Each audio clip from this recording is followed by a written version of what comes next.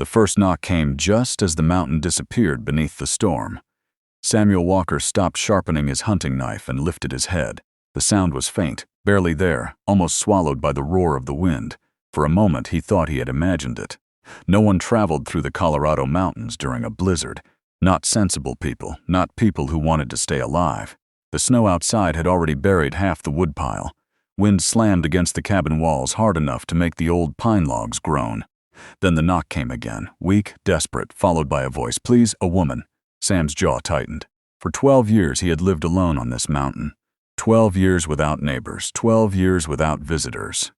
12 years without hearing a woman's voice inside 100 miles of wilderness. He slowly stood from the table and reached for the Winchester hanging beside the door. Another knock, then another voice, older, shaking. "Please, don't leave us out here." Sam stared at the door. Every instinct told him not to open it. The wilderness taught hard lessons. Trust the wrong stranger and you paid for it. But something in those voices sounded different. Not dangerous, not deceptive, terrified. He lifted the heavy wooden bar and pulled the door open. The storm exploded into the cabin. Snow swirled across the floor. And two women nearly collapsed through the doorway. The younger one was struggling to hold up the older woman. Both were covered in snow. Both looked frozen. Both looked one step from death. The younger woman's dark hair clung to her face. Her lips were blue. Her hands trembled so violently she could barely stay upright. "Please," she whispered. The older woman suddenly sagged against her. Sam moved before he could stop himself. "Get inside," the younger woman almost cried from relief. He grabbed the older woman and carried her toward the fire. She weighed almost nothing, like carrying a bundle of sticks. The cabin door slammed shut behind them. For several seconds nobody spoke. The women simply sat before the fire, shivering beneath the blankets Sam threw around their shoulders. The younger woman stared at the flames, as if she had forgotten what warmth felt like. Sam filled a kettle and set it over the stove. "Drink first," he said. "Talk later." Neither argued. When the water finally warmed, they wrapped cold fingers around the cups. Color slowly returned to their faces. The younger woman looked up first. "Thank you," her voice cracked. "My name is Elizabeth Harper." She pointed toward the older woman. "This is Martha Reed." Sam nodded. "Samuel Walker." Martha studied him carefully. "You live here alone, have for 12 years. The women exchanged a glance. A strange look passed between them.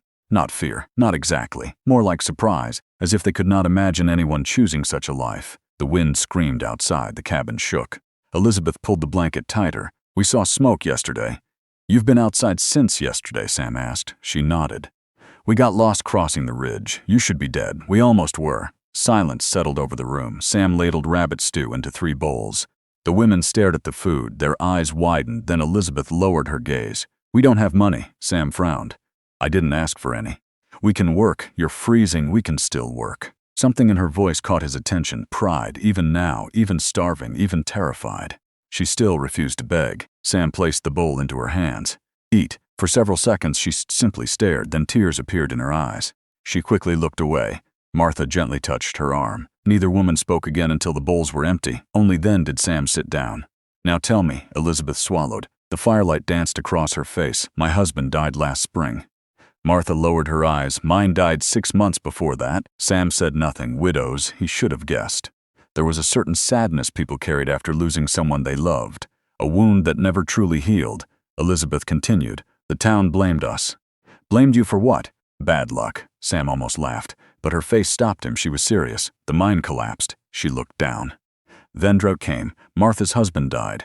Then mine." After that people started whispering. Martha gave a bitter smile. Whispers become accusations. Accusations become truth. Sam knew she was right. Frontier towns could become cruel when fear took hold. People needed someone to blame, someone weaker, someone alone. "What happened?" Elizabeth stared into the fire. "They told us to leave." "In winter?" She nodded. "They said the town would never recover while we remained." For a long moment only the storm spoke. Sam felt anger stirring deep inside him, the kind he thought had died years ago. What town? Silver Ridge. Sam knew the place. A rough mining settlement, the kind of town where justice changed depending on who had money. "Idiots," he muttered. Martha chuckled softly. "That is a kinder word than I would use." For the first time Sam almost smiled. The cabin grew quiet again. The fire popped. Snow struck the walls. Elizabeth studied him carefully. "You've really lived alone for 12 years?" "Yes." "Why?" The question landed harder than she intended. Sam stared into the flames. He rarely spoke about the past, rarely thought about it. But something about the two women made silence feel impossible. My family died. Elizabeth's expression softened. All of them? He nodded. My parents, my brother. Then the woman I planned to marry chose someone else. The cabin became still. Martha slowly looked away. Elizabeth lowered her eyes. The pain in his voice needed no explanation. Finally, she spoke softly. So you came here, yes, and never left? No, she hesitated. Never married? Sam stared into the fire. The answer came automatically. The same answer he had given himself for 12 long years. The same answer that had built these walls around his heart. The same answer that kept him alone. I never had a wife. Outside, thunder rolled through the mountains. Inside, neither widow looked away. And for the first time in years, Samuel Walker felt something dangerous beginning to wake inside him. Something far more frightening than any storm. Hope. The storm did not stop the next day, or the day after that. For 6 straight days, the mountains vanished behind walls of snow. The world beyond Samuel Walker's cabin simply ceased to exist. No trails, no sky, no escape, only wind, only firelight. Only 3 people trapped together while the mountain decided whether they would survive. At first, Sam hated it. Not the storm, the company. For 12 years, every corner of the cabin had belonged to him, every silence, every routine, every hour. Now there were extra voices, extra footsteps, extra laughter, and somehow that bothered him more than the blizzard. On the 3rd morning, he returned from checking the stable to find Martha reorganizing his shelves. Martha, she looked up innocently. Yes? You moved everything. It needed moving. It was organized. It was chaos. It wasn't chaos. It was bachelor chaos. Elizabeth nearly choked, trying not to laugh. Sam pointed toward the shelves. I knew where everything was. Martha folded her arms. And now you'll know where everything is properly. Elizabeth burst into laughter. For a second, Sam tried to remain annoyed. Then even he couldn't stop the corner of his mouth from lifting. The women noticed, both of them. And somehow that embarrassed him more than anything. That evening, Elizabeth prepared bread from the last of the flour. The smell filled the cabin. Sam watched her quietly. She moved differently now. The fear he had seen when she first arrived was fading. The shadows beneath her eyes were disappearing. Sometimes he even caught her smiling. Real smiles, not forced ones. And every time he saw one, something inside him felt lighter. That realization troubled him deeply, because feelings led to loss, loss led to pain. And pain was exactly why he came to the mountains. Yet every day he found himself looking forward to hearing her voice. Looking forward to Martha's stories. Looking forward to supper, to conversation, to company.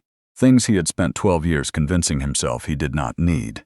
One night after dinner, Martha fell asleep in her chair beside the fire. The cabin was quiet, only flames crackled softly. Elizabeth sat near the window, watching snow swirl through darkness. Do you miss them? She asked suddenly. Who? Your family. The question lingered between them. He nodded. Every day, Elizabeth stared outside. I still talk to Thomas sometimes. Sam remained silent, mostly when I'm alone. Her voice trembled. I tell him things. What kind of things? She smiled sadly. Things that happened. Things I wish he could see, she swallowed. Sometimes I tell him I'm angry. Sam understood that. More than she realized. I was angry for years. At who? Everyone. He stared into the fire. My parents for dying. My brother for chasing gold. Sarah for leaving. Myself for not being enough. Elizabeth turned toward him. You were enough. He laughed bitterly. Apparently not. No. She shook her head. You were. The certainty in her voice caught him off guard. How would you know? 'Cause I've met men who weren't enough. Silence settled. The firelight danced across her face. You aren't one of them. For a moment neither spoke. Something shifted. Something dangerous. Sam looked away first, because her eyes were making it difficult to think. The next morning the storm finally weakened. Sunlight broke through the clouds for the first time in nearly a week. The world outside sparkled beneath endless snow, beautiful and deadly. Sam climbed onto a ridge overlooking the valley. The sight froze him. Tracks. Horse tracks, fresh. His stomach tightened. Someone had been near the cabin recently. He followed them to a rocky overlook, then spotted smoke far below, a camp, several riders watching. Waiting, Sam returned immediately. His expression told the women everything. What happened? Martha asked. Visitors. Elizabeth's face paled. From Silver Ridge? Maybe. How many? 6. The cabin became silent. The fear that had slowly faded returned instantly. Martha gripped the edge of the table. They found us. Sam nodded. Looks like it. Elizabeth lowered her eyes. We should leave. No. We're bringing trouble to your door. No. Sam. His voice hardened. I said no. The word surprised even him, because he meant them. Completely. The thought of sending them away felt wrong. The thought of those men finding them felt worse. Much worse. Martha studied him carefully. You care about her. Sam froze. Elizabeth nearly dropped the cup in her hand. Martha. The older woman ignored her. You care about her. The cabin suddenly felt very small, very warm, very uncomfortable. Sam looked toward the fire. I care about both of you. Martha smiled knowingly. That wasn't my question. Elizabeth's cheeks turned bright red. Martha, please stop. No. The older woman leaned back. I've waited long enough. Martha. Samuel Walker. She pointed a finger at him. You spent 12 years hiding from life. Then she pointed at Elizabeth. She spent 2 years hiding from grief. Now look at you. Neither spoke, neither dared, because both knew she was right. Martha shook her head. You two stare at each other like starving people looking through a bakery window. Elizabeth covered her face. Oh, Lord. Sam wished the mountain would collapse and swallow him whole. Martha simply smiled, then stood. My work here is done. She disappeared behind the curtain, leaving them alone. The silence became unbearable. Finally, Elizabeth laughed, a nervous laugh. She does that. I noticed. She means well, I know. Another silence. Then Elizabeth looked at him, really looked at him. What if she's right? Sam's heartbeat stumbled. What? What if we're both hiding? The question hit harder than any rifle shot, because he already knew the answer. The truth was simple. He was tired of empty rooms, tired of eating alone, tired of pretending solitude was enough. And somewhere during the storm, without permission, without warning, Elizabeth Harper had become important to him. Dangerously important. Before he could answer, a gunshot exploded outside. Both of them jumped. Another shot followed. Then shouting, Sam grabbed his rifle instantly. Get down! Elizabeth dropped beside the table. Martha rushed from behind the curtain. What happened? Sam moved to the window. His blood ran cold. Men, riders, half a dozen, moving toward the cabin. One of them raised a rifle. Another shot shattered the window. Glass exploded across the floor. Found you, a voice shouted from outside. Bring out the widows. Elizabeth's face turned white. Martha closed her eyes. And Sam felt something inside him harden. Those men had come for the women under his roof, the women under his protection. The women he was no longer willing to lose. He chambered around, his blue eyes fixed on the approaching riders. Then he spoke the words that changed everything. Listen to me. Elizabeth and Martha looked at him. No matter what happens next, his grip tightened around the rifle. I'm not letting them take either of you. The mountain exploded with gunfire. A bullet slammed into the cabin wall inches from Samuel Walker's head. Wood splintered. Smoke drifted through the shattered window. Outside, 6 riders spread across the snowy clearing. Inside, the cabin suddenly felt very small, very fragile, very mortal. Elizabeth stared at Sam. Martha gripped the edge of the table. Neither woman spoke, neither needed to. The fear in their eyes said enough. Sam worked the rifle lever. Another shot cracked through the air. Then he fired back. The report echoed across the valley. One rider dove from his saddle. The others scattered behind rocks and trees. For several minutes, neither side moved. Only the wind spoke. Then a familiar voice shouted from outside. Samuel Walker. Sam recognized it instantly. Sheriff Nolan Briggs, Silver Ridge, the man who had allowed 2 innocent widows to be driven from town.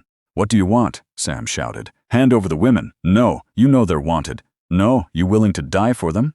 Sam looked toward Elizabeth, then toward Martha. The answer came easier than expected. Yes. Silence followed. Even the men outside seemed surprised. Finally, Briggs laughed. Then we'll wait. The sheriff's voice turned cold. Sooner or later, you'll run out of food. Then the riders pulled back, not leaving, just watching, waiting like wolves. That night, nobody slept. Sam kept watch beside the window. Elizabeth sat beside the fire. Martha quietly sewed by lantern light. Hours passed. Then Martha finally broke the silence. They'll come back with more men. I know. They won't stop. I know. Martha nodded. Then we leave. Sam looked at her. The old mining tunnels. Martha continued. You mentioned them before. Sam stared into the darkness. The tunnels. An abandoned network high in the mountains. Dangerous, hidden, but possible. They're half a day's climb. Elizabeth stood. Then we leave before sunrise. Sam looked at both women. Neither hesitated. Neither complained. Neither begged him to save them. And in that moment, he realized something. These weren't helpless women. They were survivors. The next morning, they slipped away before dawn. Snow crunched beneath their boots. The cabin disappeared behind them. For 12 years, it had been Sam's entire world. Now he walked away without looking back. Because for the first time in 12 years, home wasn't behind him anymore. Home was walking beside him. The climb nearly killed them. Snow reached their knees. Wind tore through the mountain passes. Several times Martha stumbled. Each time Elizabeth helped her up. Several times Elizabeth nearly collapsed. Each time Sam caught her, nobody complained, nobody quit.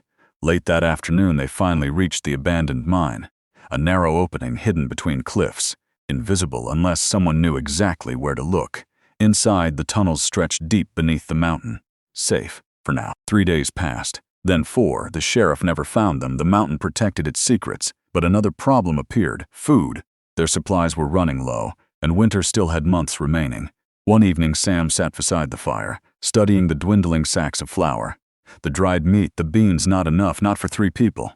Elizabeth quietly sat beside him. "You don't have to say it," he sighed. "We're running out, I know." Silence lingered. Then she surprised him. "You could leave us." Sam turned sharply. "What?" "You could go back." "No. You owe us nothing." "No, Sam," I said. "No." His voice echoed through the cave. Elizabeth stared at him, then slowly, tears filled her eyes. "Why?" The question struck straight through him. Because now he had to say it. The truth. The thing he'd been fighting since the day she knocked on his door. The thing Martha had already seen. The thing his heart knew long before his mind admitted it. He took a slow breath, then looked directly into her eyes. "Because I love you." The words hung in the air, simple, honest, terrifying. Elizabeth froze. For a moment she couldn't breathe, couldn't speak, couldn't move. Then tears slipped down her cheeks. Not sad tears, the other kind, the kind people cry when they've carried loneliness too long. "I love you too." Sam closed his eyes. 12 years of walls, gone just like that. Behind them, Martha quietly smiled and pretended not to listen. The next morning everything changed. A rider appeared near the cave entrance, alone, unarmed, waving a white cloth. Sam nearly shot him anyway. Then recognized the man, Josiah Reed, an old trapper who lived deep in the mountains. A man Sam trusted. "What happened?" Sam asked. Josiah climbed inside. "Federal marshal arrived in Silver Ridge. Everyone froze. A real lawman," Josiah continued. "He started investigating complaints. Turns out Sheriff Briggs has been framing people for years." Martha sat forward. "What about us?" Josiah grinned. "The charges are gone." Silence. Nobody moved, nobody spoke. Then Elizabeth covered her mouth. Martha began crying. After months of fear, months of running, months of survival, they were free. 2 weeks later, they rode into Silver Ridge with the federal marshal. The truth came out quickly. The widows had never stolen anything. The accusations had been lies. Sheriff Briggs was arrested. Several town leaders were exposed, and suddenly everyone wanted to apologize. Martha wasn't interested, neither was Elizabeth. Some wounds healed, others simply taught lessons. By spring, they returned to the mountain, together. This time not as fugitives, not as strangers, as family. The old cabin looked different, smaller somehow. Sam stood outside staring at it. Elizabeth stepped beside him. "What are you thinking?" he smiled. "Needs another room. Only 1, maybe 2. Martha laughed from behind them. 3. They all laughed. For the first time in years, the sound echoed through the mountains. Months passed. The cabin grew. A garden appeared. Chickens. A barn. A life. One evening, Elizabeth sat beside Sam on the porch watching the sunset paint the mountains gold. "You know," she said softly.